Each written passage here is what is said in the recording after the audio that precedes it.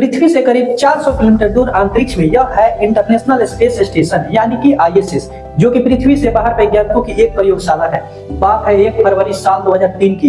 पिछले 16 दिनों से 7 एस्ट्रोनॉट्स इस ISS में रखकर वैज्ञानिक परीक्षण कर रहे थे और अब इन्हें वापस धरती पर लौटना था। यह धरती पर लौटने के लिए कोलंबिया स्पेस शटल में बैठते हैं और नासा का यह कोलंबिया स्पेस शटल धरती की ओर उड़ान भरता है। जो 7 एस्ट्रोनॉट इस स्पेस शटल में बैठे हैं उनमें से एक है भारतीय मूल की कल्पना चावला। यह कल्पना चावला की दूसरी स्पेस फ्लाइट है। इससे पहले एक बार और कल्पना चावला अंतरिक्ष में जा चुकी थी।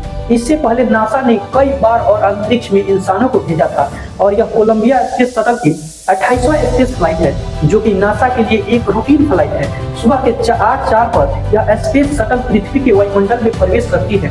सब कुछ नॉर्मल चलता है और यह स्पेस शटल पृथ्वी पर मौजूद मिशन कंट्रोल के संपर्क में बनी रहती है। लेकिन कुछ ही समय में कोलंबिया स्पेस शटल पर संपर्क मिशन कंट्रोल से टूट जाता है। मिशन कंट्रोल बार बार कोलंबिया से संपर्क बनाने की कोशिश करता है, लेकिन दूसरी ओर से कोई जवाब नहीं आता है।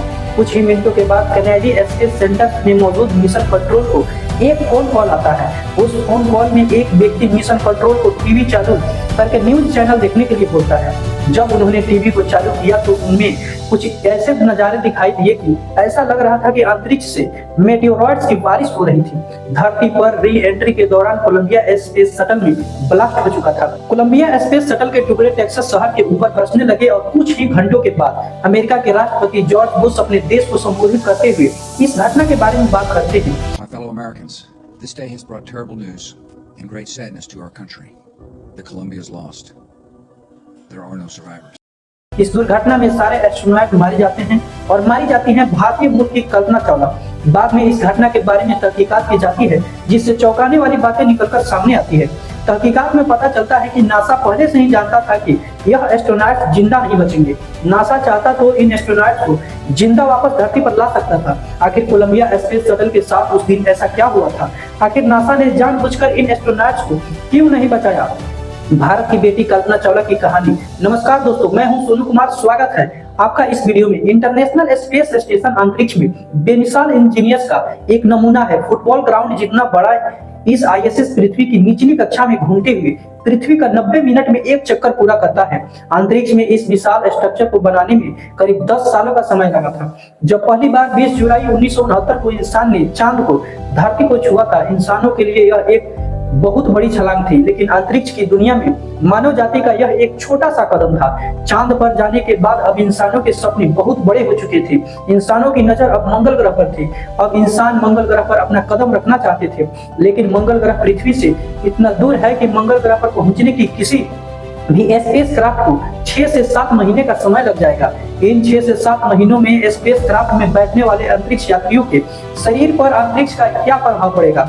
जीरो ग्रेविटी में 6 से 7 महीनों तो कैसे रह पाएंगे? इन सवालों को ध्यान में रखते हुए वैज्ञानिकों ने एक ऐसी प्रयोगशाला बनाने की सोची जिसमें ग्रेविटी जीरो हो, और ऐसी किसी प्रयोगशाला को केवल अंतरिक्ष में ही बनाया जा सकता था। यहाँ से नींव रखी जाती है इंटरनेशनल स्पेस स्टेशन की। साल 1998 में पृथ्वी के लॉ ऑर्बिट में इस स्पेस स्टेशन को बनाना शुरू किया जाता है और साल 2011 में यह स्पेस स्टेशन पूरी तरह से बनकर तैयार हो जाता है। इस स्टेशन में वैज्ञानिक माइक्रोग्रेविटी या कहें कि जीरो ग्रेविटी में रहकर भांति प्रकार के एक्सपेरिमेंट्स करते हैं, जिन्हें पृथ्वी पर करना संभव नहीं है। इधर भारत में हरियाणा के करनाल में 17 मार्च 1962 को एक साधारण से परिवार में एक बेटी का जन्म होता है, जिसका नाम था कल्पना चावला। बचपन से ही कल्पना चावला अंतरिक्ष की दुनिया को लेकर जिज्ञासा में डूबी रहती थी। कल्पना चावला अपने पिता से पूछती थी कि एरोप्लेन आखिर हवा में कैसे उड़ते हैं। कल्पना चावला ख्वाब देखती थी कि वह भी कभी आसमान में उड़ेगी और अंतरिक्ष की सैर करेगी, और अपने सपनों की उड़ान भरने के लिए यह अमेरिका चली जाती है। साल 1988 में इन्होंने अपनी PhD की और नासा के साथ काम करना शुरू कर दिया था। भारतीय मूल की कल्पना चावला भारत की ऐसी पहली महिला बनी जो कि अंतरिक्ष में गई। कल्पना चावला की पिछली सफल उड़ान के बाद साल 2001 में अपने अगले मिशन के लिए नासा ने एक बार फिर से कल्पना चावला को चुना। इस मिशन का नाम था STF-107 दिया गया था, लेकिन कोलंबिया शटल में आई किसी तकनीकी खराबी की वजह से यह मिशन अपने निर्धारित समय पर लॉन्च ही नहीं हो पाया। करीब 13 साल बाद इस मिशन की लॉन्च डेट को आगे बढ़ाया गया और फाइनली 16 जनवरी 2003 को कोलंबिया स्पेस शटल अपनी 28वां उड़ान भरती है। इन एस्ट्रोनॉट्स को आईएसएस में रहकर लगातार 24 घंटे तक एक्सपेरिमेंट करने थे।